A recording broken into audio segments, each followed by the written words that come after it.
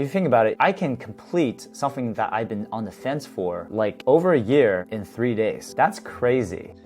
Oh man, I've got a lot of stuff that I gotta launch. A podcast to get fit for Coachella, and I'm growing my coaching business while holding a full-time content creator job and running MyMapNation. It's just a lot of stuff. So it's no surprise that I often get the question of, how am I so productive? Well, my secret is the 2-week sprint. I've made a lot of previous videos about this concept, which essentially is breaking down our big ambitious goals. We're not even sometimes that ambitious. It could be like, go on a vacation, to something as serious as getting out of your current job. Or even for me, I've done it in order to get back into dating when I was still single. So you can use it for a wide variety of different things. What this video is gonna be a little bit different is I'm gonna take you through not only the planning process of a 2-week sprint from scratch, but also take you on my journey of executing it with a midpoint check-in video after this one. And then finally, a 2-week ending retrospective, which is another key part about this system. So I'm hoping that this 3-part series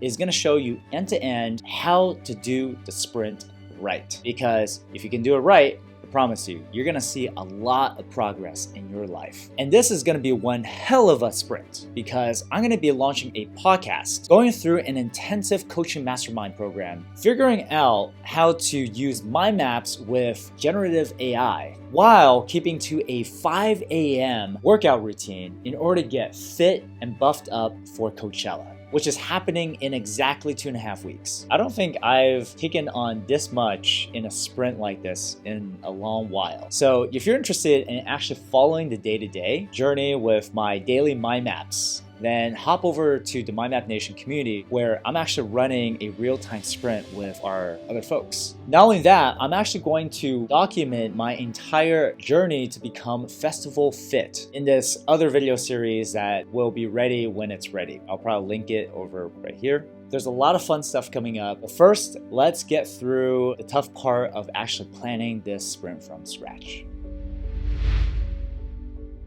Every mind map, not just a sprint map, starts with a central idea. In our case, it is our sprint, right? And then you basically have 2-week sprint is a central idea with the date range of the sprint right here. And then the next step is to expand out the 2 major nodes that matter. So in our case, it's actually current obligations and new goals. One of the biggest feedback that I've gotten from teaching this method over the last 2 years is, hey Shane, we can't complete the sprint because stuff came up. I have a family, I have friends, I have hobbies, I have a job, I have kids. What I realize is that often we're not taking into account our current obligations when we're pursuing these new sprint goals, right? And that basically fails the whole realistic test of the SMART goals criteria. So in this case, let's incorporate into our sprint planning. With current obligations, what I've got as a full-time content creator is content, team, MyMapNation, coaching, and of course, this is like social stuff. Essentially, this is my full-time job. If you have, let's say a corporate job or a gig or whatever it is, right? How you make your living, then you want to categorize it somewhere here. You'll notice that I also assign hours and time estimates essentially, because this is a really important part of the whole, again, time-framed and realistic goals part. If we're not able to have estimates on the time, then we don't even know whether or not it'll fit into 14 days. And then the next step is to break out what actually goes into each of these, right? The whole point of this exercise is to be specific. We always have this like aspirational or abstract idea that we're gonna have a lot of time. But really, when you map out all your tasks and obligations and stuff, you realize really quickly where you are actually spending the most of your time, as well as your constraints. This is why it's so important to actually break it out and be specific. Under content, I've got a bunch of stuff. I have video and newsletter. These are the 2 major things that I work on. And then under video, I've got shorts and YouTube, right? So basically like TikTok and Instagram and all that stuff, and YouTube Shorts. And essentially, what I do is then I assign, after I have broken out to pretty much like the most useful building block of the system or of my job or whatever it is, where I can actually assign a relatively accurate time estimate for,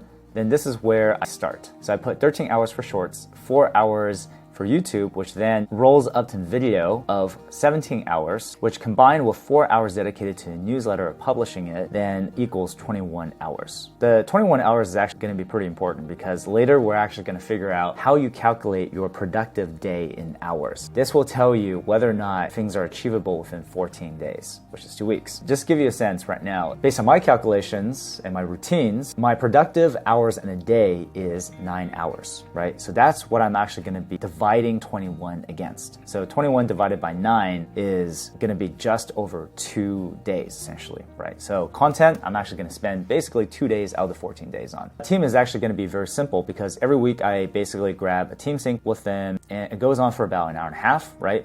And then again, multiplied by 2 equals 3. Remember, you're always multiplying by 2 here, like whatever it is that you're thinking of, right? In 2-week frameworks. So every 2 weeks, I also spend about 5 hours a week on feedback and direction, which basically equals 10 hours for the 2 weeks. They roll up into 13 hours or, just over, which is essentially like a day and a half. And then for MyMap Nation, what we have is I reply to members. I have roundtable events. These are basically office hours where we meet up and I answer questions about mind mapping. We talk about, different outputs from it, our learnings and personal experiences. And it's always been really quite rewarding, these kind of events. And then I've also got the Sprint Challenge or program that we're running in the next 2 weeks, which is super fun because I've always wanted to do these sprints with other people. So selfishly, I'm having the MyMap Nation community actually join me on this whole thing as well. And then each of these can then be broken down into its separate parts, right? Right here I put like 2 hours per week, therefore it's 4 hours over 2 weeks. Roundtable event, there's the event itself, which is about an hour, and then the summary that I usually provide for us as well, which is basically a timestamp recording with like a brief summary of everything that we covered. And usually our members really appreciate that, the distillation of insights. For running the challenge program, I should just call it program. It's not really a challenge so much. It is a challenge, but all right, it's member support and I'm going to be basically answering responses for 20-30 minutes a day for 10 days straight, in which I'm going to be active on the forums, and then daily updates, midpoint check-in, and retrospective prep, right? All these different components, essentially there's like 200 minutes, 100 minutes, hour. It basically adds up to 7 hours. In this way, MyMap Nation all together, all rolled up, is 13 hours, basically 1.5 days. And then coaching, this is where I'll just fully expand it. I've got 3 clients and each of them will take about 7 hours for every 2 weeks. Social, also map out your social obligations. These are kind of important, like before you know it, you're caught up with a lot of people, but you haven't gotten anything done either. So friend one catch up that's already been scheduled. And here I've got helping a friend mind map her job negotiation, right? So I've actually made a whole video about this particular mind map that I'm going to be doing a whole session with her on. And then finally, next week, April 8th is my birthday. And I know that Olivia has something planned for us that weekend, so I'm actually blocking it off as well, which is kind of crazy, actually having her birthday in the middle of a sprint, literally in the middle. I hope I can still get everything done and still enjoy my own birthday. So now that we have all of our current obligations mapped out, right? Next step is to actually roll it up. So we got 75 hours. This is really, really important because if you take a look at the calculator, 75 divided by 9 hours in a day is basically 8.5 days, which basically leaves me with 5.5 days for the actual sprint. This is really, really important because that's my constraint, essentially. You'll notice here that I've got create, MyMap Nation, other, and other. This is how I categorize things in my Notion tracker that I'll show you in a bit.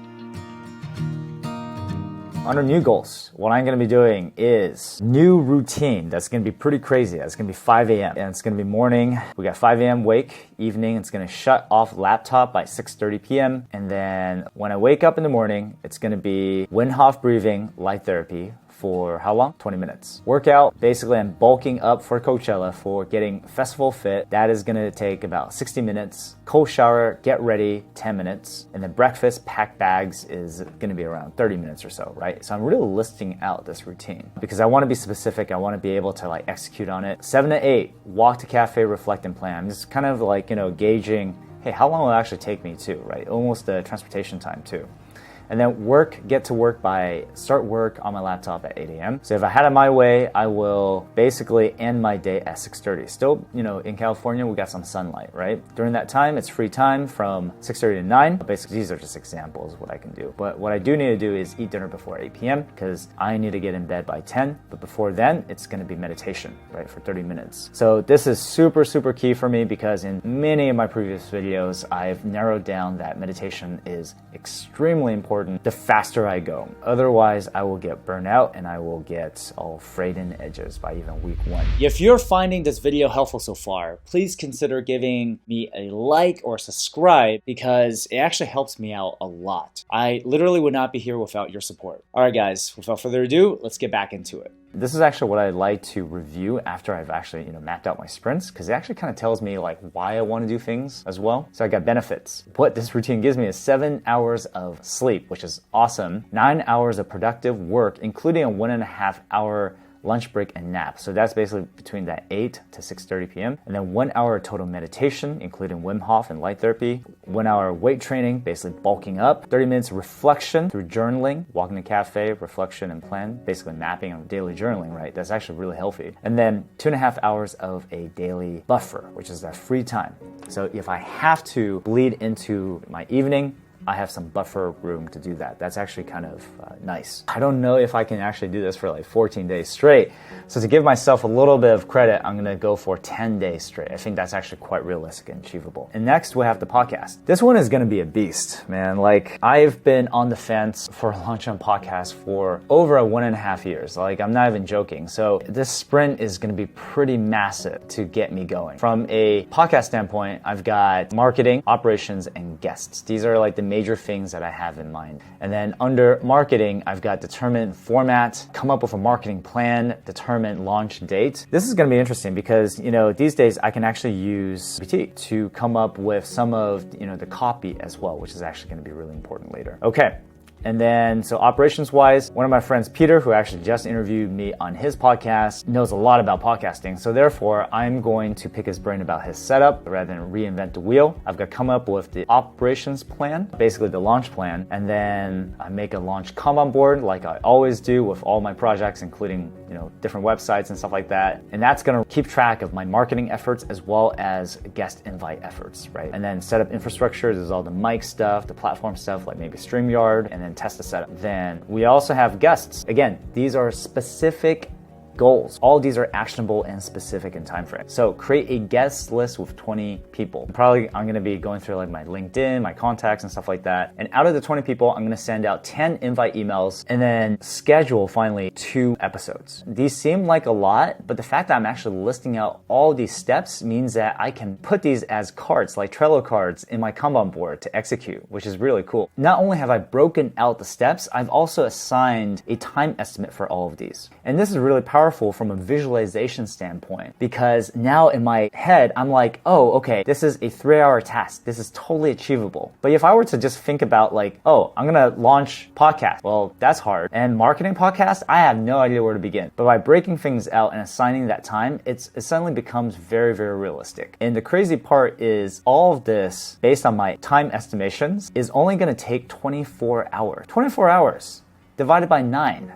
That's less than 3 days of my work. So, it's kind of nuts because if you think about it, I can complete something that I've been on the fence for like over a year in 3 days. I can complete it in 3 days. Or not complete it because we haven't launched it yet, but it's going to be like more than halfway there in 3 days. That's crazy. Next, we've got coaching. Man, okay, so I just signed up for this mastermind program that's gonna be super intensive. It's gonna put me through this like 8-week process of really refining my message of what I provide for people through mind mapping, through organizing chaos, and put it together in a premium coaching package that can actually, more directly help people, but also increase my revenue and my income. In this respect, this one is gonna take like 15 hours, which means that I usually try to do more conservative by adding like the top level of that, which is 15 hours a week. Basically, 15 hours per week is 30 hours every 2 weeks. So yeah, that's factored in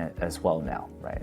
That's a lot of time. That's actually even more time than the podcast, which is nuts. And then the next section. So this is interesting because it's no longer going to be about Logseq, which is a second brain software. It's actually going to be around using AI. And now you're going to go through like a real-time planning process with me. So under using AI is identifying good resources for learning. Yep. That's actually just more specific again, actionable whenever possible. All right, identify good sources, resources, learn and experiment.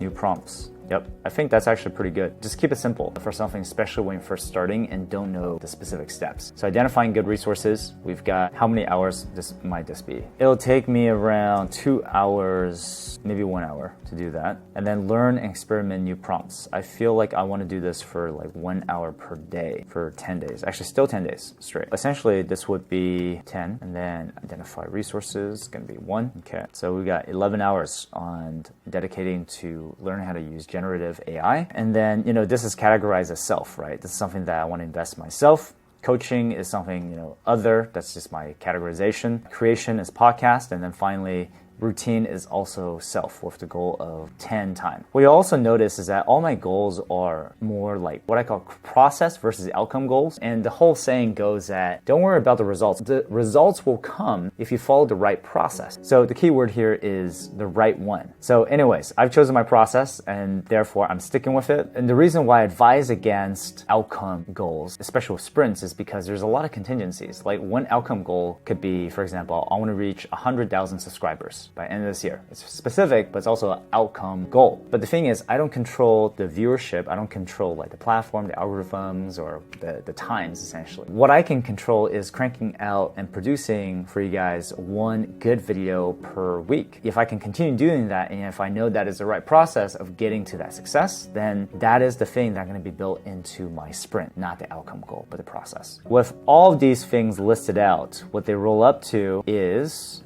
let's check it out. Drum roll, please. Roll up to 65 hours. All right, so that's quite a lot, right? We got 65 hours on new goals and 75 hours on current obligations. So let's see, another drum roll, please. 140 hours. Okay, man, that math actually worked out really well because 140 hours, if you think about it, divided by 14 days is gonna be basically 10 hours per day. And 10 hours per day is pretty ambitious if you think about the 9 hours of productive work that I've already outputted, right? And this is like following a pretty strict 5 a.m. schedule. It's gonna be interesting. However, there is a rule called the 85% rule of optimized learning. What it essentially says is that if you set your goals and then you fail 15% of the time because they're pretty difficult, they're challenging enough, right? Then that'll actually produce the best learning and growth. In that sense, it's actually okay for me to just go over a little bit over that, 9 hour per day productive output because this is challenging, like a freaking game. All right, so 140 hours. It's realistic,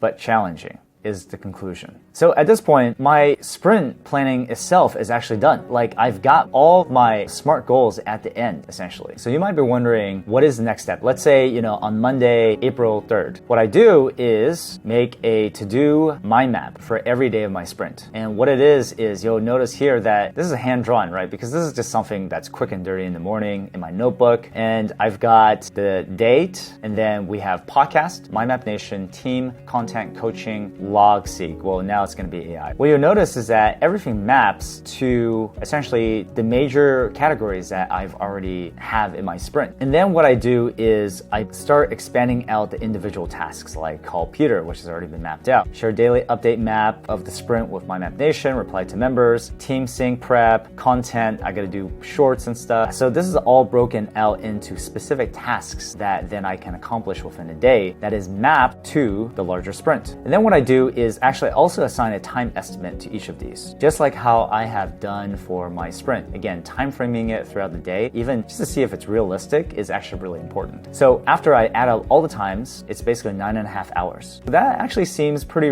realistic to what I had anticipated, which is 10 hours per day. And that, folks, is how we track daily progress mapped to the sprint, which is then mapped to our larger aspirations like launching a podcast. All right, guys, that is the whole end-to-end process of planning. Now that we got this action plan with SMART goals all mapped out. Starting on Monday, I'm gonna be executing on every single part of the sprint with a daily to-do mind map, entering into my Pomodoro tracker, writing daily retros, and giving daily updates. So if you wanna follow along on the day-to-day journey that I'm gonna be going through, you'll be able to do so as a member of MindMap Nation, where we're actually running a real-time sprint with the rest of the community. So hop over to the community if you wanna check that out. Otherwise, stay tuned next week for my midpoint check-in to see how much I actually did. All right, guys, until next time, take care.